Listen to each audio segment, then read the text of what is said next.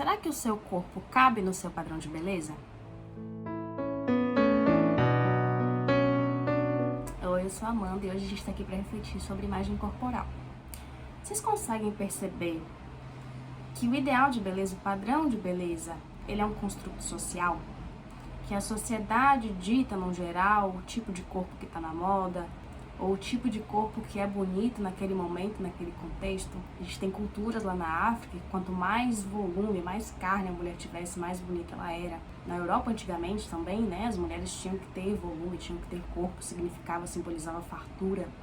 E aí aqui, lá nos anos 2000, a gente seguia muito aquele padrão norte-americano de mulheres esguias, magérrimas, com a cristilíaca marcada, né, aparecendo, aquela barriga chapada.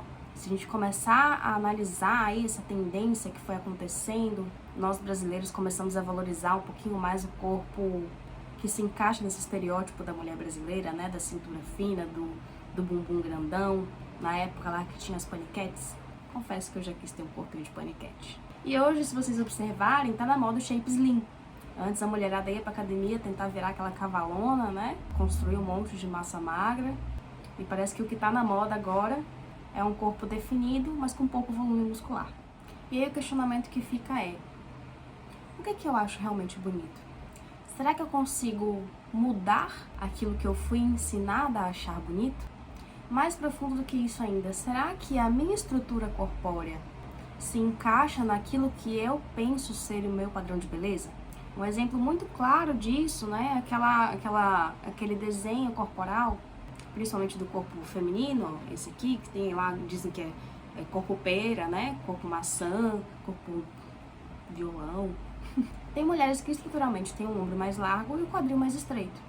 Imagina a frustração de uma mulher com esse tipo de corpo de passar uma vida inteira na academia, recorrer a procedimentos estéticos, cirúrgicos, para ter uma cinturinha fina com um quadril largo, aquele corpinho de pilão. Exemplo pessoal meu agora, eu tenho uma estrutura mais larga, assim, apesar de ser baixinha, eu nunca fui muito magrinha. E eu tinha uma amiga que ela era aquele palitinho, assim, modelo Gisele Bündchen, que eu achava o corpo dela maravilhoso, só que isso na adolescência, né? Por mais exercício que eu fizesse, qualquer coisa que eu tentasse fazer, meu corpo nunca seria igual dela. Eu sempre fui aquele padrão de ter quadril largo, de ter a coxa grossa, então eu nunca poderia me equiparar a uma Gisele Bündchen na vida. Só que o problema é que a gente se compara. O problema é que a gente quer isso, porque nós fomos ensinadas desde pequenininhas, principalmente as mulheres. Claro que existe uma pressão sobre imagem corporal com os homens, mas nem se compara. E a gente foi ensinada de que aquilo dali é o correto, é o belo, é o desejável, que a gente tem que buscar incansavelmente, mesmo que seja impossível de alcançar. O mesmo exemplo é o contrário, né? Aquelas mulheres que têm uma estrutura bem fininha, que sempre foram magrinhas por natureza, que comem um bocado, o povo fala que é falsa magra, que tem que dar um monte de nome diferente. A estrutura da mulher é aquela ali, ela é fininha. Aí essa pessoa decide que quer virar cavalona, que quer se espelhar ali na blogueira fit. Aí faz 1 ano, 2 anos de musculação, não tem um resultado legal, começa a se entupir de anabolizante, prejudicar a própria saúde, porque simplesmente a estrutura dela não se encaixa no padrão de beleza dela. E aqui a gente nem tá entrando na seara dos transtornos de imagem, que eu vou citar rapidamente a fim mesmo de divulgação, de conscientização, que é importante a gente conhecer e saber que isso existe, tá? A anorexia, eu acho que é o transtorno alimentar mais conhecido, divulgado amplamente, né? Que é a questão da pessoa sempre se enxergar mais gorda do que ela é. Então a pessoa pode ser um palito, pode ter todos os ossos à mostra, mas ela nunca tá magra o suficiente. Mas tem um outro transtorno de imagem, que é inclusive até mais comum nos homens, que é a vigorexia. Quando a pessoa tem um corpo atlético musculoso, mas ela nunca acha que está musculoso o suficiente, ela nunca acha que está grande o suficiente. Ela realmente se enxerga mais magra do que ela é. São transtornos de imagem, são casos que precisam de acompanhamento e tratamento profissional.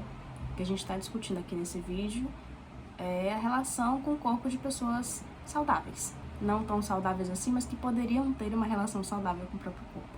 E aí, dentro do método da autonomia alimentar, a gente tem uma aulinha lá sobre como que a gente pode fazer para poder transformar essa minha régua. Como que eu posso fazer para começar a mudar aquilo que eu acho belo?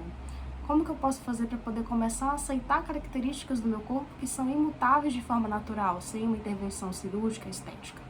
Que a princípio eu não ia trazer esse conteúdo aqui gratuitamente no YouTube, mas se esse vídeo tiver uma mobilização importante, aí, se tiver muita gente pedindo nos comentários, se tiver muita curtida, eu posso trazer isso ao público para vocês. E antes de pensar em como fazer isso, antes de pensar na solução, a gente precisa tirar um tempinho para refletir sobre o problema. Para pensar sobre o meu próprio construto de beleza, para pensar sobre aquilo que eu idealizo, para pensar sobre como começou essa idealização, quem me ensinou que isso era bonito, por que eu acho isso bonito, que tipo de lembrança e memória me diz que isso é bonito. Fazer essa autoanálise aqui de dentro é fundamental para você entender se isso foi uma coisa imposta ou se foi uma coisa construída, para você conseguir encontrar o seu próprio caminho de desconstruir esses paradigmas. Nos vemos no próximo vídeo.